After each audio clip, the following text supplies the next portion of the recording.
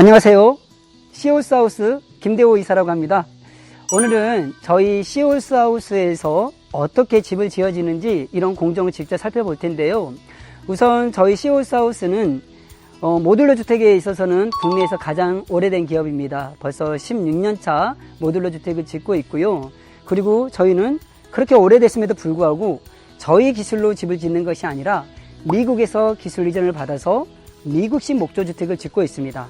미국식 목조주택은 어떤 것인지 한번 들어가서 차근차근 저와 함께 살펴보도록 하겠습니다. 그리고 제가 여기 서 있는 이곳은 파주 문산에 있는 공장입니다. 직접 파주 문산 공장에 오시면 제작되는 공정도 직접 볼 수 있고요. 그리고 실제적으로 지어져 있는 샘플하우스까지도 볼 수 있는 공장입니다. 그러면 이동해서 차근차근 설명을 드리도록 하겠습니다. 지금 제가 서 있는 이곳은 공장 내에 있는 샘플하우스입니다. 10년 전에 지어진 집이고요. 이 주택은 미국식 목조주택으로 지어진 집입니다. 그런데 겉으로 보기에는 이게 미국식 목조주택인지 아니면 그냥 목조주택인지 아니면 조립식 주택인지 구분이 안 갑니다. 이따가 공장 투어를 하면서 이게 왜 미국식 목조주택인지 저희가 설명을 조목조목 드릴 텐데요. 그렇다면 우리가 왜 미국식 목조주택을 짓고 있냐면 목조주택에 있어서는 미국이란 나라가 목조주택에 대한 역사가 가장 깊습니다. 수백 년 동안 목조주택을 지었고요.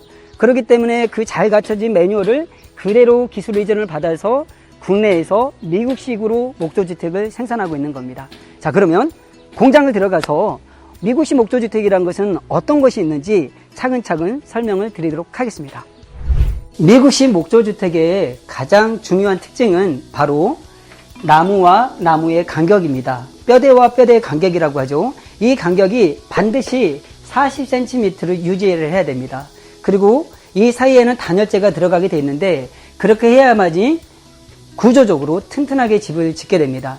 많은 사람들이 목조주택을 짓게 되면 뒤틀리거나 나중에 10년만 지나도 집이 변형이 된다더라 이런 의구심을 갖는 분들이 있는데요. 실제적으로 매뉴얼대로 지어진 집, 골조를 갖다가 촘촘하게 간격을 정확하게 유지하는 집들은 절대 뒤틀리거나 변형이 될 일이 전혀 없습니다. 그리고 이 미국식 목조주택에서 쓰는 이 목조주택의 가장 큰 중요한 부분은 어떤 나무를 쓰느냐도 가장 중요합니다. 저희 시올스하우스에서 쓰고 있는 이 목재는 북미 캐나다에서 직식되고 있는 J-그레이드라는 좋은 등급의 나무를 목재를 쓰고 있습니다. 그리고 미국식 목조주택의 가장 큰 특징은 또 뭐가 있냐면요. 바로 천장을 보시면 저 천장 위에 보면 빛이 들어오는 모습을 볼 수가 있습니다. 저곳이 바로 공기가 형성이 되는 공기층이 형성이 되고 공기가 순환되는 공기 통로라고 할 수 있습니다. 저 위에다가 벤트를 설치하고요. 그 밑에 단열재가 들어가면서 이 집은 지어지고 나면 공기가 순환이 되면서 이 나무를 갖다가 수분 함수량을 유지해주는 그런 기능을 갖고 있습니다. 아까 제가 잠깐 이 나무에 대한 원자재에 대해서 말씀을 드렸는데요. 이 나무는 반드시 수분 함수량이 9에서 12% 남겨져 있는 잘 건조된 나무를 써야지만이 그리고 간격을 잘 유지해야만이 뒤틀림이 없고 수명이 100년까지 갈 수 있는 그런 튼튼한 집을 만들 수가 있는 겁니다. 여기 공정은 이미 목조가 40cm 간격으로 짜여져 있고 그 안에 단열재까지 충전되어 있는 현장입니다. 그런데 이 단열재는 가등급, 나등급, 다등급으로 구분이 되고 있는데 저희가 쓰고 있는 이 인슐레이션 글라솔의 이 등급은 가등급의 단열재를 쓰고 있습니다. 어떤 지역은 중부 1지역만 가등급을 쓰고 중부 2지역 그리고 남부 지역 같은 경우는 나등급, 다등급을 써도 무관하지만 저희 시올스하우스에서는 모든 단열재, 중부 1지역, 중부 2지역, 남부 지역 상관없이 무조건 가등급의 단열재를 쓰고 있습니다. 그 이유가 뭐냐면 단열재의 역할이 비록 그냥 보온에 대한 그런 역할만 갖고 있는 것이 아니라 단열재 역할은 좋은 등급의 단열재를 썼을 경우에 겨울에는 따뜻하고요. 여름에는 시원합니다. 그리고 이 단열재가 충격을 흡수해주는 역할도 갖고 있고요. 그리고 소음을 차단해주는 차음 역할까지 갖고 있기 때문에 여러 가지 기능을 갖고 있기 때문에 저희 시올스하우스에서는 중부 지역, 중부 2지역, 남부 지역에 상관없이 무조건 가등급의 단열재를 쓰고 있습니다. 그럼 지금부터 시올스하우스만의 기술력을 갖고 있는 현장을 찾아왔는데요. 저희 시올스하우스는 바닥 프레임을 이렇게 철 프레임으로 짜고 있습니다. 이렇게 철 프레임을 짜는 이유는 뭐냐면 저희가 이동식 주택이기 때문에 이 주택을 들고 이동을 해야 되는 과정 중에 뒤틀리지 않게 하기 위해서 철 프레임을 짜고 있는데요. 이 철 프레임은 구조 계산이 되어 있는 구조가 안전한 그런 구조로 짜여져 있는 철 프레임이라고 할 수 있겠습니다. 그러면 이 철 프레임이 현장에서 어떻게 배치되고 이 철 프레임 안에는 어떤 식으로 목 구조가 설치가 되는지 한번 현장으로 가서 확인하도록 하겠습니다.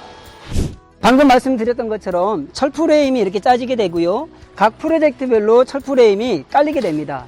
지금 보고 있는 이 현장의 철 프레임은 제주도 서귀포에 나가는 모델인데요.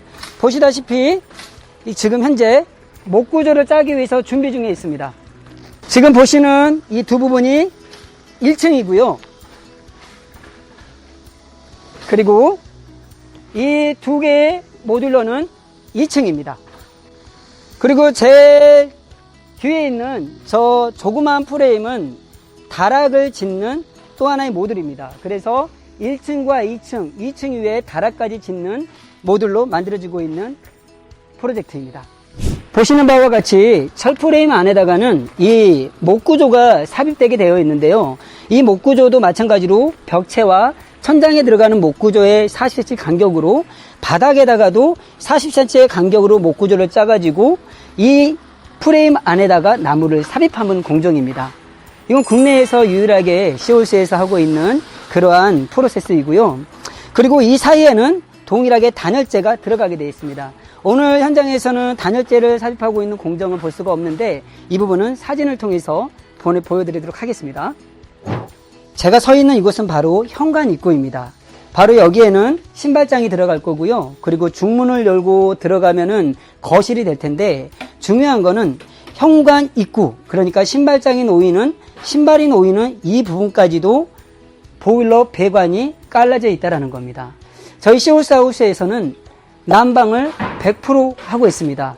현관 입구뿐만 아니라 그리고 화장실, 그리고 다용도실, 그리고 하다못해 계단실 밑에까지도 배관을 깔아서 100% 난방을 통해서 겨울을 엄청나게 따뜻하게 보낼 수 있는 그런 집으로 제작이 되어지고 있습니다. 방금 전에 제가 말씀드렸던 대로 시홀스하우스에서는 현관 입구뿐만 아니라 화장실에도 그리고 100% 난방을 까는 보일러 배관이 깔려져 있다고 했는데 지금 보시는 부분이 바로 화장실입니다. 화장실에도 보일러 배관이 깔려져 있고요. 그리고 저기 보면은 작은 공간이 있는데 저기는 나중에 건축주께서 화장대를 쓰겠다고 해서 만든 공간인데요. 저기 밑에다가도 엑셀 배관을 통해서 보일러 배관을 설치해 놨습니다. 자, 많은 분들이 이런 질문을 합니다. 그러면 배관이 많다라는 거는 겨울에 난방비가 많이 나오는 거 아닙니까?